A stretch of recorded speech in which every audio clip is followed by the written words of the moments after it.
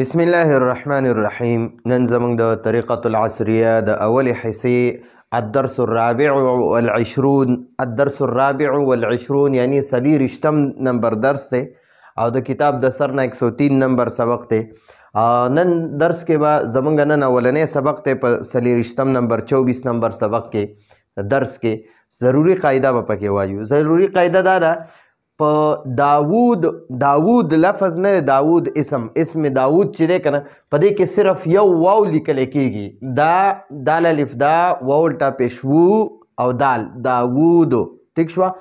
صرف یو واو پکې لیکل کېږي او په ویلو کې دوه واوه ویلی کېږي لکه داوود. دا وګورئ دلته یو واو دا دی یو واو دا دی. په ویلو کې پکې دوه واوه ویلی کېږي. خولي کې به پکې دوه واوه نه یو واو به پکې ولیکي الټا پیش په پې واچې او داسې به ووایې که نه جي. نو دا به صرف په لیکلو کې به داسې داوود وی او په ویلو کې د دوه واوونو په شانتې ویلی کېږي او د دې نه د دې په شان نورو الفاظو کې ویلی کېږي. دوه واوه پکې لیکلی کېږي او دوه واوه پکې ویلی کېږي هم. ټیک شوه. نو ویلی کېږي هم او لیکلی کېږي هم لکه طاووس تاوس چې دی تاوس. نو په دې کې به د داوودو په شانتې یو واو نه لیکي. داوودو کې به صرف یو واو وی او د دوه واو په شانتې به وی او په طاووسو کې به دوه واوونه لیکیم او وی ویم. ټیک شوه. صرف د داوودو دا قاعده ده چې په دې کې په لیکلو کې صرف یو قاعده یو واو ده یو واو دی. په بعضې الفاظو کې واو لیکلی کېږي خو ویلی کېږي نه لکه د لیکلو شکل او د ویلو شکل. لیکلو کې وګوره د حمزه سره واو لیکلی دی خو ویلو کې نه ویلی کېږي. لیکلی کېږي به داسې دا الف به وي بیا به پسې واو وي بیا به لام وي بیا به واو وي الف به وي. لیکلی کېږي به داسې الف سره به واو وي خو په ویلو کې به دا واو نه ویلی کېږي. نو اولو به وی اولو لیکلی کېږي اولو پشان خو وی به اولو نه اولو به وی اولو. دا واو به په ویلو کې نه وی. لیکلو کې به ورسره واو لیکي په ویلو کې به ورسره دا واو نه وی. ټیک شوه. اولایک نه دی اولایک دا اصل کې دا داسې لیکلی کېږي او پشان دا واو ورسره ویلی کېږي لیکي بیا ورسره خو ویلو کې بیا ورسره دا واو نه وی. نو دا به داسې بیا وی اولایک دا واو به صرف په لیکلو کې وي په ویلو کې به ورسره دا واو نه جمع کې. دغه شان اولی دی اولی نو دې سره هم اولی سره هم واو په لیکلو کې لیکلی کېږي خو په ویلو کې به داسې وی اولی به وی اولی په ویلو کې به ورسره دا واو نه وی. عمر نه دی عمر یو عمر وي عمر سره به همیشه واو نه وي. ټیک شوه. او عمر سره به واو لیکلی کېږي. دا صرف فرق د دې لپاره چې په عمر او عمر کې فرق وشي. نو عمر کې به ورسره دا واو لیکلی کېږي خو ویلی کېږي به نه دا به داسې لیکلی کېږي عمر. ټیک شوه. بعض خلک دا عمرو وی عمرو بلکل غلط وی. اکثر غټ لیکچرران هم یونیورسټو کې او کالجونو کې لیدلی دي چې هغې د عمر ته عمرو وی عمرو. نو د هغې په هغه لیکچرو دم لعنت وي مړه د هغه لیکچررانو په هغه پروفیسرانو د هغې نه څه مطلب چې ته عمر غلط وی. عمر ویلی کېږي لیکلی کېږي داسې عین میم را او واو دا به ورسره لیکلی کېږي خو ویلی کېږي به ورسره نه دا به عمر ویلی کېږي. عمرو به نه وایي عمرو داسې به نه وایي. عمر ابن عاص رضی الله عنه دا د صحابي نوم دی. عمر د نور داسې نومونه شته دی په صحابو کې. نو هغه عمر وي عمر. نو عمر په لیکلو کې داسې وي ګورئ عمر خو دا عمرو به نه وی. دا واو ورسره نه ویلی کېږي. دا عمر سره دا واو ولې لیکلی کېږي؟ دا دې لپاره چې په عمر او عمر کې فرق وشي. نو ګورئ عین میم را دا په عمر کې دی او عین میم را دا په عمر کې دی. نو عمر او عمر کې به بیا فرق څنګه کې؟ نو د دې فرق دپاره بیا د عربۍ ماهرینو د عمر سره د واو اضافه کړې ده چې دا عمر او عمر کې فرق وشي. نو عمر سره به واو نه وي او عمر سره به واو وي خو دا عمر به عمرو نه وایي عمرو به نه وایي دا عمر به وایي.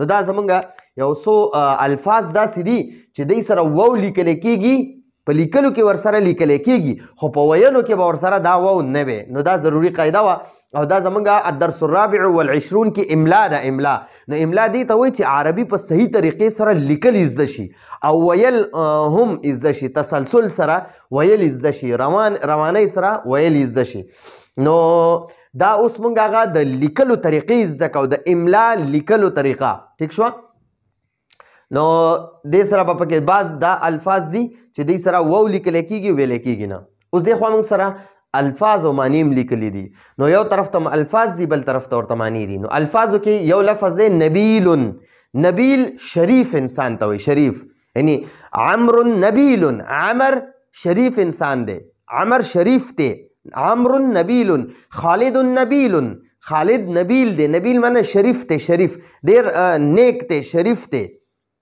ذکی ذکیون چې دی که نه عقلمند ته وایي ډېر تیز ذهن چې وي او بلیدون چې دی بلید دا کن ذهن ته وي چې څه ورته یادېږي نه موږ ورته غبي وایو غبي هغه زموږ پښتانه ورته غوړمنګی وایي چې بس په یو غوږ یې اوري په بل یې وباسي یعنې یادېږي ورته څه نه هغه ته بلید وایي او چې کوم ډېر عقلمند وي هوښیار وي او ډېر زیات تیز ذهن وي او یو ځل یو خبره واوري بس ورته یاد شي هغه ته ذکي وایي اشرب اشرب دا د امر صيغه ده اشرب شربه یشرب نه دا جوړ د یشرب فعل مضارع نه جوړیږي یشرب د تشرب د واحد مذکر حاضر صيغه نه جوړیږي او د کې د سکلو حکم دی اشرب تو اسکا اشرب اوبو اسکا یا ته اسکا اشرب ته اسکا اضحك د ضحکا د ضحکا یضحکو ضحکا یضحکو بابنا دا د امر صيغه ده اضحك معنی ده ته وخانده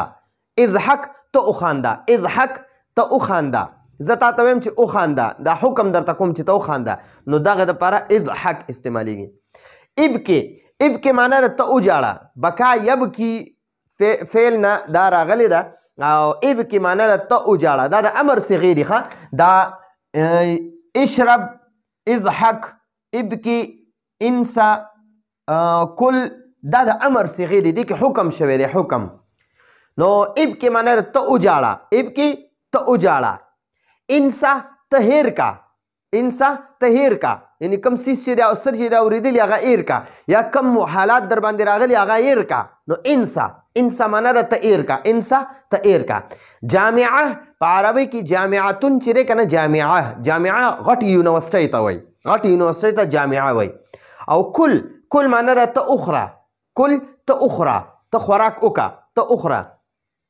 ها جامعه غټ یونیورسټۍ ته وایي مدرسه د پرایمري لیول سکول ته وایي او کلیه چې دی دا کالج ته وایي کلیه کالج مدرسه دا سکول ته وایي او جامعه دا په عربي کې یونیورسټۍ ته وایي جامعه یونیورسټي مدرسه سکول کلیه کالج ٹھیک شو اوس دی خو د فعل مضارع یو څو صيغې راکړي دي وایي د دې معنی ولیکئ نو احب یحب معنی ده محبت کوي یحب معنی هغه محبت کوي یا هغه خوښوي هغه محبت کوي یکره اکره یکره باب نه دی او دا معنی ده هغه نه خوښوي هغه محبت نه کوي یا هغه نه خوښوي یحب معنی ده هغه خوښوي یا هغه محبت کوي یکره معنی ده هغه نه خوښوي هغه محبت نه کوي یشرب معنی ده هغه سکی او یأکل معنی ده هغه خوري خوراک کوي یضحک معنی ده هغه خاندي یضحکو هغه خاندي یبکی هغه جاړي یصیح صاد سره دی یصیح معنی ده هغه چغې وهي اردو کې وہ چلاتا ہے او مونږ په پښتو کې وایو هغه چغې وهي یسکت معنی ده هغه خاموشه کیږي ٹھیک شو یسکتو هغه غلی کیږي یا هغه خاموشه کیږي احفظ دا بیا د امر صيغه ده نو دې کې حکم دی چې ته یاد کا احفظ الدرس دا درس یاد کا احفظ درسکا خپل سبق یاد کا احفظ درسکا خپل سبق یاد کا نو احفظ معنی ده ته یاد کا ینسا معنی ده هغه هیری یحفظ معنا ده هغه یادی او ینسا هغه هیری احفظ ته یاد کا نو دا زمونږ سره د الفاظو معنی هم وي څه پکې د امر صیغې وي څه پکې اسمونه و او دې خوا بیا دغه نه چې دی د یحبونه تر د یحفظو پورې دا دغه دي فعل مضارع دغه دي صیغې دي نو انشاءالله دا هم یادول لازمي دي دا به موږ ته په سبقونو کې راځي نو دا نن درس زمونږ د املا په باره کې و او انشاءالله مونږ به یعنی مختصر غونته کې قاعده د املا ولیکله او بیا هم د الفاظو معنی ویلې او دې نه پس انشاءالله مونږ د مفردات هم املا کوو او بیا به د جملو املا کوو نو راتلونکي درس پورې اجازه غواړو هذا هو المرام والله اعلم بحقیقة الكلام